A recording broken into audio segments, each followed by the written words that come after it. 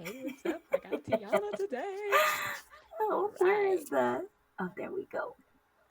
Hello, what's up? Welcome to Black Hair in the Big Leagues. I am your host, Salisha Thomas, and today we've got an actress, my friend from Southern California, native to Southern California. She veers towards this big screen. You might have seen her in Silicon Valley.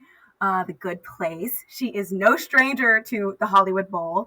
I loved seeing her in Grease Live, Hairspray Live, and she's done a whole lot more than that, but she also just made her Broadway debut a couple years ago in the Cher Show. Welcome, Tiana Okoye. Oh my God, Salisha, you knew my whole resume. Well, I did my research, but I didn't have to do too much research because I already knew. What? Wow. Living and breathing, as my friend Tiffany would say, living and breathing. We'll take it. We'll take it. Yeah. How are you? How are you doing?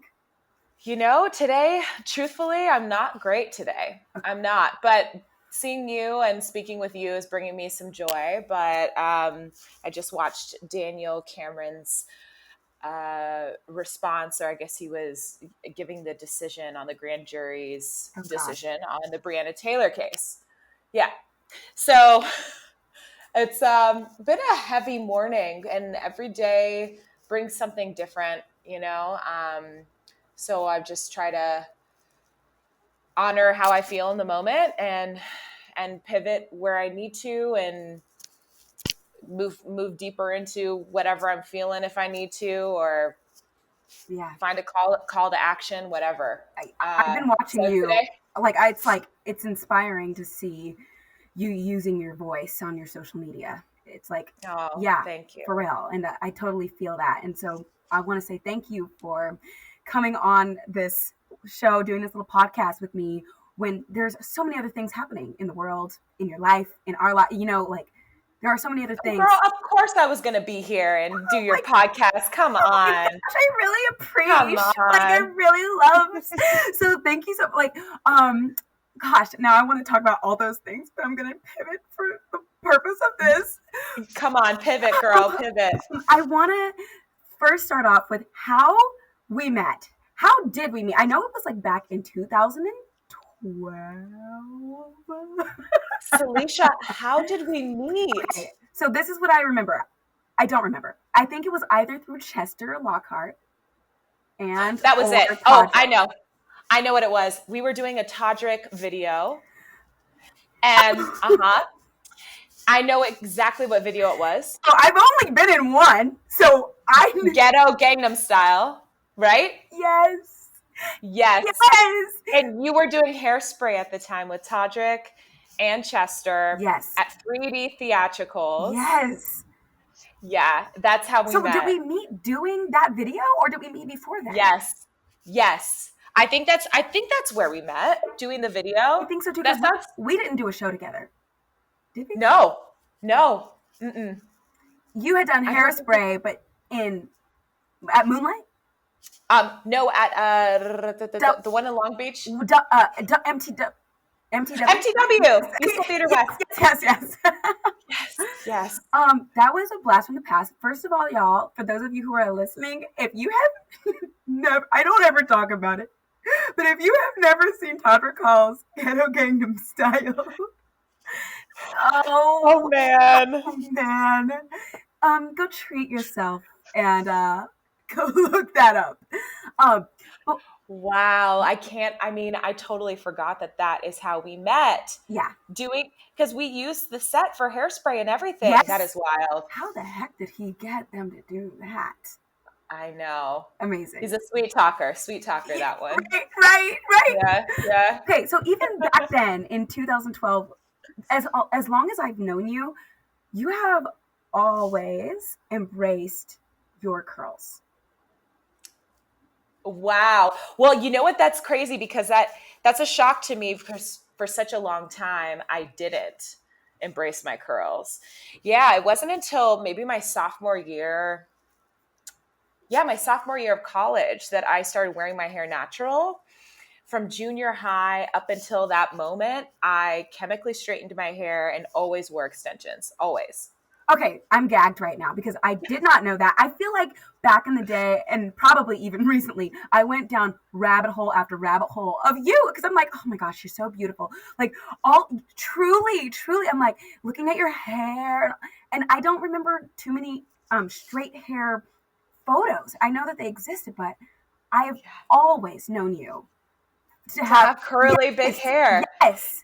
I know, which was so wild for me to think about because I can't imagine I mean, of course, you know, from time to time when I want to spice it up, I'll straighten my hair and I'll do the thing. But this is me, you know, this is me. Yeah. Just, hair. I think like it is at least like from like a, what is the word? Just like seeing, like from people who are looking at you, it is such a big part of what makes you like, okay.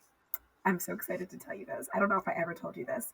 When you were in town making your Broadway debut, when you were in rehearsals for the Cher Show, I knew you were in town before I knew you were in town because I was in a restaurant and I saw a girl leaving with the most glorious hair, and I was looking at her and I was like, I only know one person with hair like that.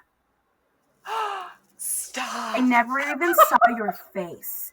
Out of all the people in the country, out of all the people in New York freaking city, I saw the back of your head and was like, is Tiana in town? And then was like, oh, making her Broadway debut in Cher Show, and rehearsals have begun. Literally, that is how I identified you. Like, I did not even see your face. That is so crazy. Wow. Wow. I feel special. Thank you for that. Thank you. Yeah, like, so, okay, so you touched a little bit on, like, your journey, like, you used to chemically straighten, and then you said at what point did you kind of, I mean, you still, like, straighten it every now and then, but, like, what point did you stop that, did you say? My sophomore year of college. So, in junior high, I always straightened my hair. Or, you know, would do protective styles in elementary school. Junior high came and I wanted it chemically straightened.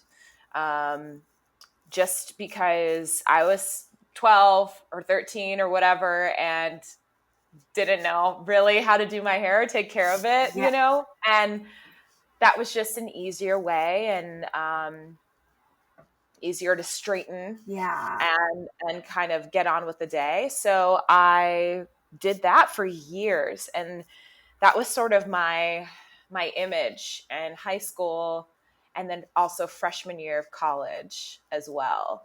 And then sophomore year came and my mom also went to school when I went to UCLA. So she got her marriage family therapy license. That's awesome. Yeah, during my UCLA years, and she told me that she couldn't pay for my hair anymore. I'm not paying for you to get your hair chemically straightened. We can't do it. No more relaxing. Oh, and so she went off. So I my circle light just turned off for those of you who can't watch us, but you're listening. We love a circle light. That just randomly turns off. Yeah. Okay. Yeah. So it was really my mom's fault, but I just embraced, you know, I embraced the curls, and I think I even did a Brazilian blowout. I've always wondered about those. Did you like that? No, because it did something weird to the top of my head. The curls didn't behave, and I still feel this way to this day, that they don't really behave like the rest of my head. If that makes sense. Yeah, I always like was curious. Yeah, I don't know if it was left in for too long or what the deal was. Did it burn? Did it burn at all? No, I remember relaxers. Yeah, I remember perms like burning my scalp and like sometimes coming back with some scabs, which is not pleasant, but you know, that's right. Pain is beauty, right? Oh, beauty is pain. Gosh.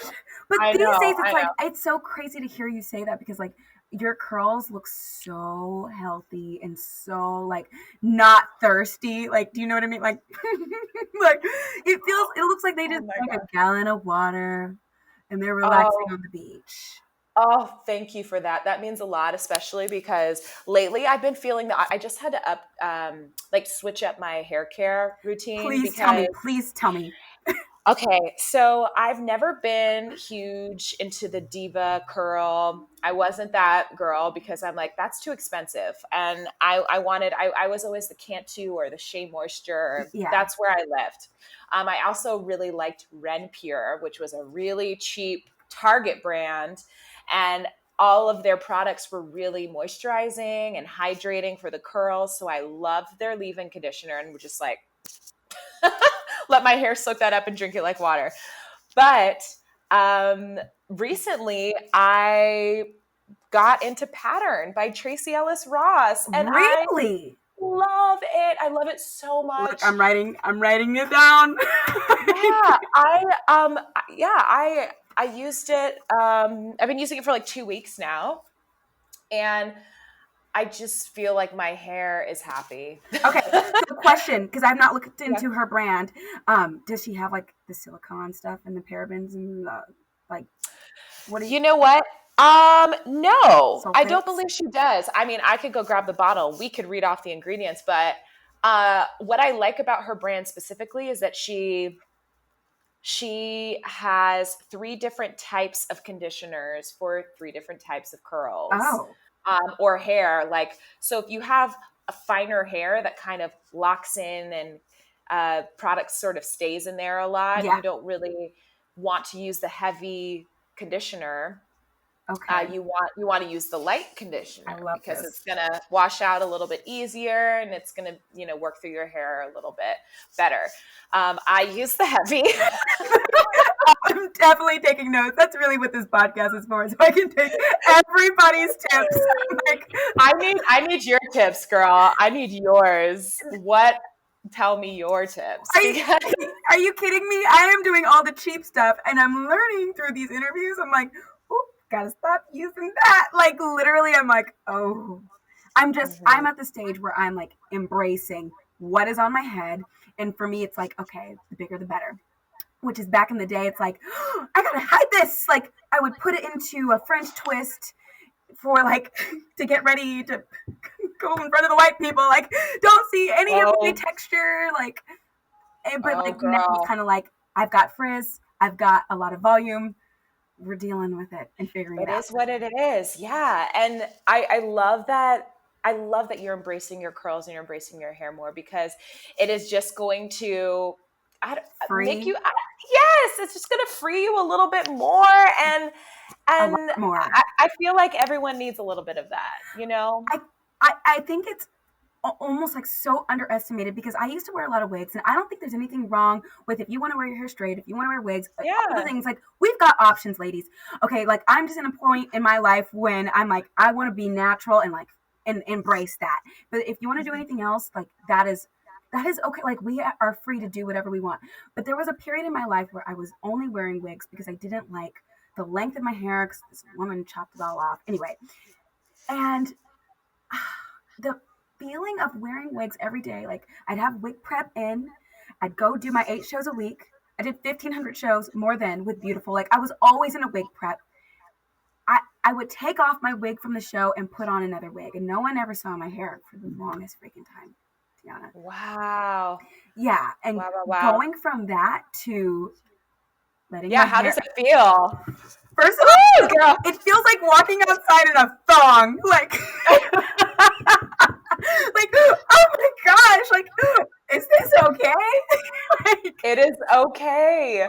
You know, it's so, I mean, we could talk about it for a moment, but I think part of the reason, there's so many different reasons why Black women straighten their hair or wear wigs, and whatever reason that may have been, like, it is also, I don't know, it's so difficult. My mom's white, and I think a lot of the reason why I wanted my hair straight, I wanted to look like my mom. Like I wanted, and she has beautiful, like curly, wavy hair, and I just wanted hair like hers that was easy to manage.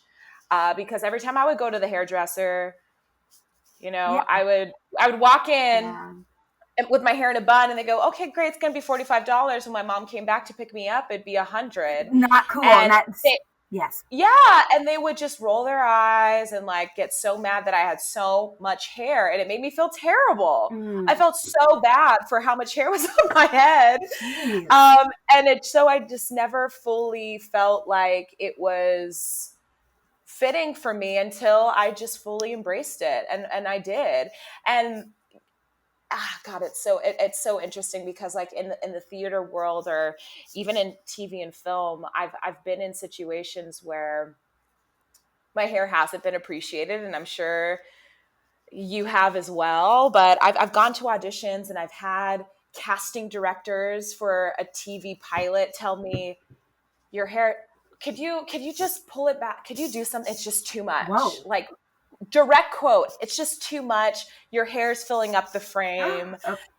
Yes, traumatizing. And I didn't really recognize it as like a microaggression in the moment, but now we have that language, right? Yeah, because part of the conversation. Because it's part of the conversations that we're having on a regular basis. But I didn't really know what was going on, and I was just trying to conform. Right. I was like, okay, yeah, I'll push it back. And then I left, and I was like, why did that make me feel so weird? And that's not right at all. Coming from somebody who you've taken care of your curls for a long time, it's not like you just like rolled out of bed, like. And even if you did, but like you did, I know that you didn't. Like, you are hair goals. And so for somebody who I'm like looking at as hair goals, for somebody to tell you it's just too much, I am offended. I know.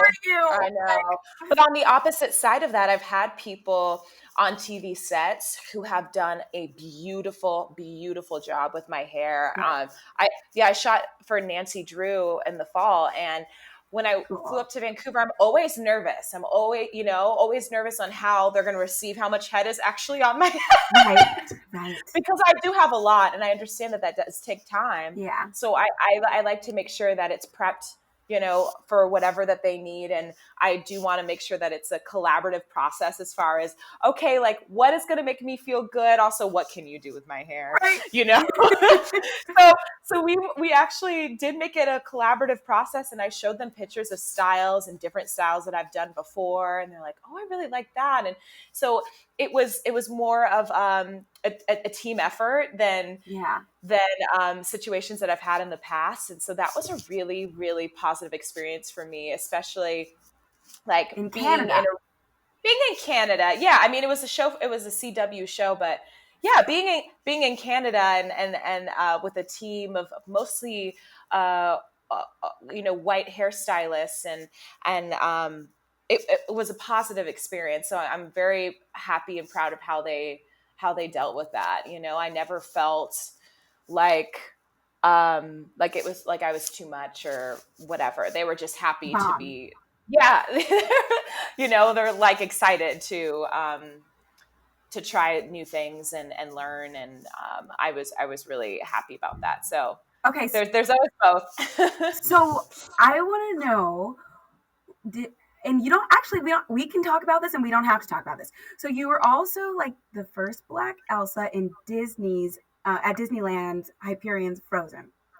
Yeah. We don't have to go into this because I worked at Disneyland too. So let's talk about it. And you're also still in California, so it might be a little different. Like, I don't know, like, do you still do shows? Well, we're in a pandemic. Well, I did. Yeah, I actually did. I did a couple when I first moved back. So I'm still like involved with the Hyperion. Okay. And all the folks there. It's how it is with Disney. Yes. It's like a big family. So yeah, it's nice to go back to sometimes. So then, like, truly, you do not have to speak on this and we will move on. But like, how is your experience with Disney as a Black woman? And specifically in a role that was white in the cartoon. Yeah. It was challenging at first. I did feel like an immense amount of pressure. Yeah. I also felt that I was undeserving. Like, why me? Why am I the one? No, truly, because the way that things are done at Disney, you know, multiple people share the same role. Yeah. And I wasn't the originator of this role. It was my friend Donna Loudon. And you know, during rehearsals, her and I would share ideas, and we'd cry together during tech and everything. But she truly was, she was the first person, prior to me being Elsa, I was in the ensemble, and I actually still technically am in the ensemble. Yeah. But Liesl Tommy, our director, Yes. pulled me aside early on in the process, and she said, "Hey, I want you to learn Let It Go. I know you, because I mean, I originally auditioned for Elsa, so I kind of had an idea that eventually I would be doing that. But Goosebumps. she's like, I want you to learn Let It Go, and I want you to sing it for Jason Michael Webb when he comes, Oh my God. you know, to play for us when the executives come." And so I was like, okay, practice with John, Tiana. We never had a second to practice with John. Yes. Yeah. And we never had a moment to get together privately, and there was no time in the day to schedule rehearsal ever. So every day when I would drive back from rehearsals, I would just press into my steering wheel and sing Let It Go like as many times as I could. Oh my and gosh. That would be it. And then finally we had a rehearsal with Jason when he came into town, and it was really interesting. But Liesl definitely squeezed me in through the back door, man. She knew what she was doing. She was looking out. Okay, so if y'all don't know who Liesl is, and I've never met her, but like she's a black director, and it's one of those like representation kind of things, like having somebody on the other side of the table having representation, like it makes it feels. I mean, I've not worked with her, but I've only heard good things. And it was one of those moments where you didn't really understand the impact until like you were finally there. Like I don't know. I shrugged it off like, oh, okay, yeah, this is happening to me, or I'm going to do this thing, and tried not to make it a bigger deal than what it was, but it was a really big deal for Disney to do. And so there was a lot of feelings that came with that. Like I said, I was so nervous. I also felt like I was playing a part that was a cartoon of a white woman. So I felt as if I did have to like fit into this box as actors in musical theater people do, you know, when you're replacing someone in a Broadway show or whatever the case may be, there's a genre, yada, yada. Like you feel like you have to fit into this box. Yes. Like these are the confinements of where you fit and where the role goes and how big you can be or how black you can be. Black you can be. Yes. Wow. And so I definitely thought about that. And that was something that like Liesl, Jason, and myself like talked about. And it was scary. There were moments, but I definitely felt the support from the creative team. Good. Minus makeup was a moment. Well, you know what? Honestly, I don't care. I'm just gonna say it. But there was a moment in the creative process where, oh gosh, here we go. Liesl brought in everyone that she wanted to work with creatively, but there was one aspect of the creative process that she had no control over. It was the makeup. She didn't. I don't know. But they had a Disney person. I know. So we're trying out different things, and Chuck did the wigs, and Chuck, you know, Chuck yes, New York Chuck? Yes. Gosh. Chuck did the wigs, and so when he came in, you know, we chatted. He was like, I did want to make your hair natural, like curly, but blonde. But Disney said no, I guess. I don't know. Dang. because it's just so weird. It's like, oh, it is a character and it's an image thing, and that has to get Right. approved and all these things. But at the same time, I'm like, okay, well then I'm Black, so okay. But there was this moment when we were doing the makeup tutorial, and I know that you're familiar with this day in any theatrical performance, but you sort of get the breakdown of what you're supposed to do with the eyeshadow and where the glitter goes and what kind of eyelashes you All get, the yada, yada, things. yada, all the things. So the makeup artist did my makeup that day, and the whole foundation, everything, finished my makeup. I had the dress on already, and I know. And so I was supposed to put on the wig. So I walked into the other room, put on the wig. Chuck helped me, did the whole thing. And I turned around, I look at myself in the mirror. It's white. Is it white? Yeah. No. My whole thing. Yeah. And I look at myself in the mirror and I said, and I chuckled just a little bit because I'm not trying to be disrespectful to her work, but I said, I look kind of white. Or I said, I think I said I look white, or I look like I'm a different race. Oh, and she goes, yeah, this is the kicker. She goes, oh, well, honey, that's what we're going for. Mm-hmm. Yeah. Yeah. Oh. And Chuck and I just glared at each other. We locked eyes. And I spoke to him later and I said, that's not what we're going for. Is she not understanding the whole? To me, it's like, you're not even trying to cover it up. Just blatant. Like, that is that's how I feel when the KKK is celebrating on the news after something Trump said. I'm like, you're not even trying to pretend like it's not racist. Yeah, yeah. So, yeah, Liesl wasn't happy. No one was happy. Man. Did that change, or did you end up going on stage that way? What ended up happening? Oh no. I didn't go on stage that way. You go and you do your own makeup after that, and it's fine.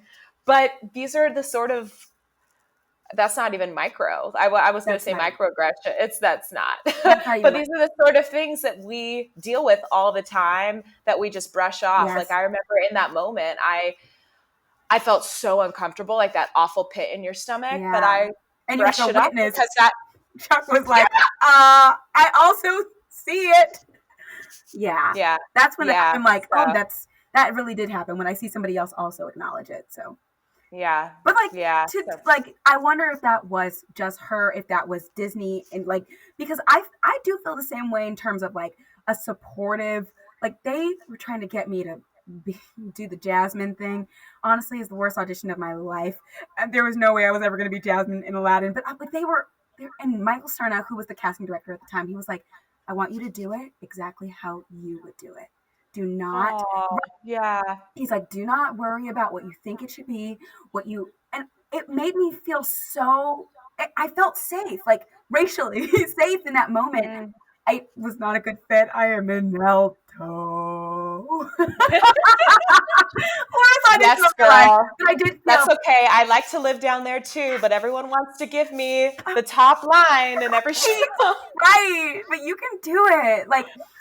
Okay, so I want to know now, what about Cher Show? How was your experience in the Cher Show? Was there I love that show, by the way. Oh, thanks. It was, what a crazy experience. I think, oh man, it is really difficult to do a show about a legend that is still walking this earth and also still touring and rocking it and has a career that is thriving to this day. Right. That was really, really difficult. The Cher Show, I'm so thankful for that experience. It gave me my Broadway debut. It gave me some of the best friendships and relationships that I will, take with me forever and ever for the rest of my life. But yeah, there definitely were some moments. I'm sure you've already heard about Maia and her situation with, I don't know if you have. The No. Ensemblists sort of covered it, I think, in their podcast. Oh, I need to but go back and read it. yeah, it's, yeah, when there's only a certain amount of us in the building,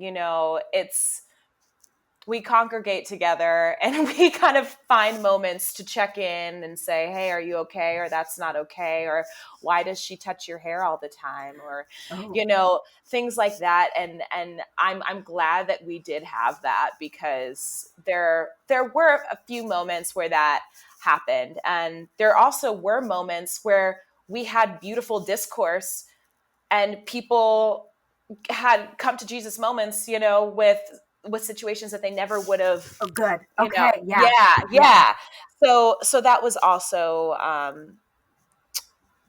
great to have. When you're in the ensemble, like,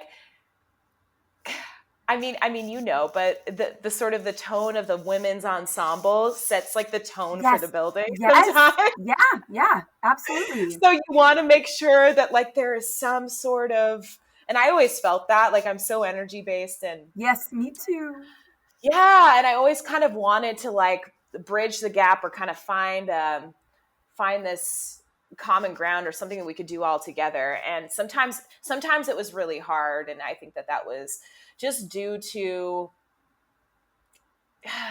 maybe disagreements from above trickling down to down below, and us feeling the weight of that. Okay. So I think that sometimes there's a little bit of conflict there. But overall, like, I'm so proud of how we came together. Honestly, like we came together, we showed up, we showed out, and you showed out, and literally your body. Can we talk about your freaking body? Body, freaking Adi. Y'all, if you don't know who Tiana Okoye is, you need to look her the freak up right now. I will be posting all of her social media handles so you can stalk the F out of her. And you know what? If she's still doing it, she can do the berries. Oh my gosh, she's gonna kick you freaking. But, like, let me tell you, I am too afraid to do Barry's boot camp because it's too hard. I like Orange Theory because I'm like, look, you can see I'm in the red zone. Please don't hurt me. But Barry's like, you're not gonna vote for your trainer. But let's talk about that for a second, because I do feel like there is this thing about the fitness industry that should be more. And Barry's is actually having a moment where we're doing a lot of work internally to look at our clientele and see who feels welcomed here. Yes. So there's a lot of things happening internally I'm so proud of, but that is a huge issue. I mean, like, body image is so, especially in the Broadway community, is like, talk about it. Oh man. Like, you are a body, aren't you? I mean, like, but you were literally on stage in a thong, in a thong, girl, and you all looked good. Everybody, there was not. Thank you. Well, that's because we all were really fighting for it. We were at the gym every day, and listen, it's a lot of work. Let's just have a moment, because it is a lot of work, and I think it is unrealistic for us to look at that and that image as something that is completely sustainable, lifelong. Do you know what I mean? Yes. Like, I'm doing 8 shows a week. I'm also teaching, and I'm working out on top of it. Wow. So of course I'm going to look like that. And I'm taking care of my diet, and making sure that I have one cheat day, or, if I have a sip of wine or like a grind. I worked really hard, but there were some moments that were, and I caught myself early, and I'm glad I caught myself, that I was starting to get unhealthy, self-image wise, where I would like look in the mirror and be like, oh, well, shouldn't have had that pizza yesterday. Like, I could literally see it. And that was all of us. Wow.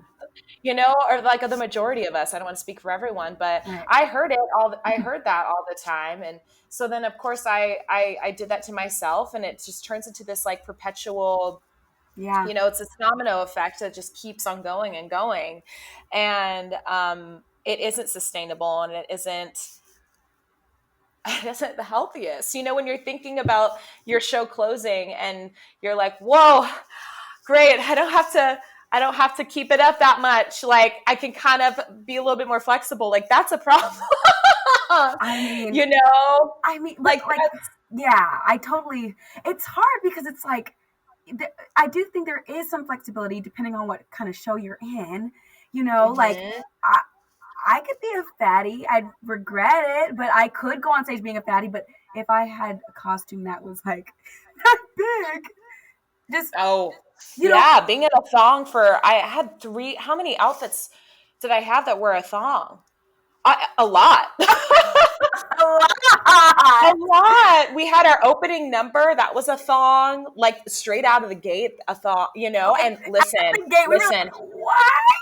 I'm not complaining because I felt sexy as hell. I did. And I felt so good in my Bob Mackie. Like, I truly did. I felt really, really good. But it took me a while to get to this place where I was like, okay, I do feel, I love this. I love my body. I love, the balance that I've created. Okay. Because for a moment I did kind of, get into this negative space of, okay, don't look at that. Don't look at that. Like, got too much fruit, Tiana. That's a lot of sugar. Gosh. Like, whatever, whatever the case may be. And Yeah. I clocked that right away. And I was like, listen, food is fuel. Okay. Right. No, like, it really is. You need to take care of yourself. And if you're not mentally taking care of yourself, then you're not physically taking care of yourself. No, truly. Even before these podcasts, I'm like, I have to eat before every interview, or else I'm like, wah, wah. Like, same. I did the same thing. And listen, I know everyone's goals. I also want to speak to, like, everyone has specific goals that they are trying to accomplish in their fitness journey. Yeah. And like, so I do want to completely honor that and respect that, because that hustle is incredible and specific to the person who is choosing it. So I'm not shaming anyone who is keeping it tight all the time. Get it. Listen, I'm trying to as well, but I had always, prior to Cher, like, I had always worked out purely to feel good and like purely to feel strong and good. And that was the first time that I was working out to look a certain way. Does that make sense? Yeah. So it was different for me. I mean, even as a Barry's instructor, I was like, oh, yeah. Oh. Like, I've been so used to like telling other people and doing that. But and I think a lot of the time for Barry's as well, like, it is a place for people to feel good, to walk out of the red room like feeling sexy. You're in those red lights, and it's a whole thing. So it is like an empowerment thing, and that's what really gravitated me towards Barry's. But I don't know. It's different for everyone. So I just want to say that as a little disclaimer that that's okay. All right. Okay, and wait, one other thing about Cher. The night that Hillary Clinton came to the show. Yes. I was there that night. That was my second time seeing it. That's right. The audience was freaking nuts. Like, it was, did you guys get to meet her after? Yes, we took a picture. Did she say anything? Usually how those things go. I mean, it's like, the leads will take a photo, the whole group will take a photo, and then usually the leads like stay and they chat for a little bit because they stay in their costumes. Oh. The Chers would stay in their costumes, Sonny Bono, like the leads, and they would chat for a little bit. So unless you wanted to wait until everyone else chatted, then you just go and change. Got it. So and depending on like your night or whatever, how many people are lined up waiting to talk to Hillary, depending on, right, if you stayed or not. Okay, and one other thing. There's a couple of things, and then I'm going to let you go. Can we talk about the bloodbath? Do you remember The blood. Okay, y'all. So if you don't, we showed up. We showed up for that bloodbath. We came with, what are those things called? The like little hats. yes, with the you can see through.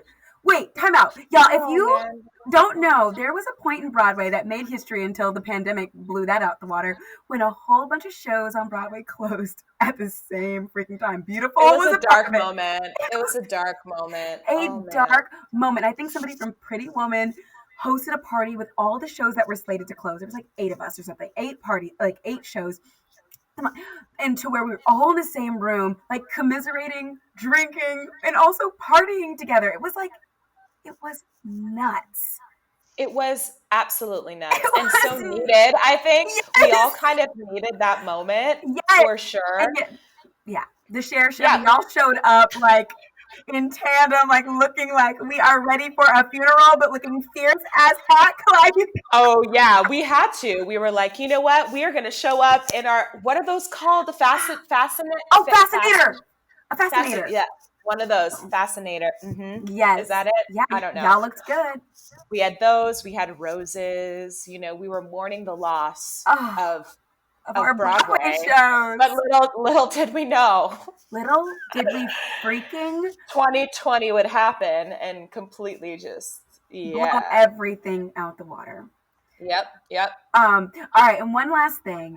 I know that I touched on this a little bit earlier, but I want to say it one last time. Just like watching you and your confidence with your hair is inspiring, Tiana. It really is. Like, you were rocking your curls in a time when the media, when TV, when everybody on screen was straightening their hair. Like, I remember looking at you and being like, why isn't she straightening her hair? Like, when I was in the mindset of everybody straightens their hair and you weren't. And it was like, it was eye-opening to me. Like, I think she loves it that way. Huh. Like I never even had the thought of loving it, like my own. Like, that didn't even cross my mind until I watched you. So, wow, thank you, love. Thank you. And I like I said before, it was such a journey. It took me a while to get there, and I never thought that would be me. Truly. But it was sort of a happy accident where I was like forced to embrace it. And then I was like, you know what? Like, this is me. This is my hair. And that came with a lot. It really did. It came with me going out and people asking to touch it and, you know, or not even asking and just putting their hands in my hair. But so I think the more that we embrace our natural hair, the more that we just get out there and we do it, the less people are going to feel so inclined to like want to pet it because they think, you know, so like I said, everyone's journey is different and how you want to wear your hair is your choice, but just embrace those curls and they look so beautiful on you, Salisha. They look so gorgeous. I need all of your hair care recommendations because your curls are stunning. Thank you. Beautiful. I love you. Thank you. And thank you for coming on Black Hair in the Big Leagues. Oh my gosh. You're the bomb. All right. I'll talk to you soon. Okay, girl? Okay. Love you. I love you too.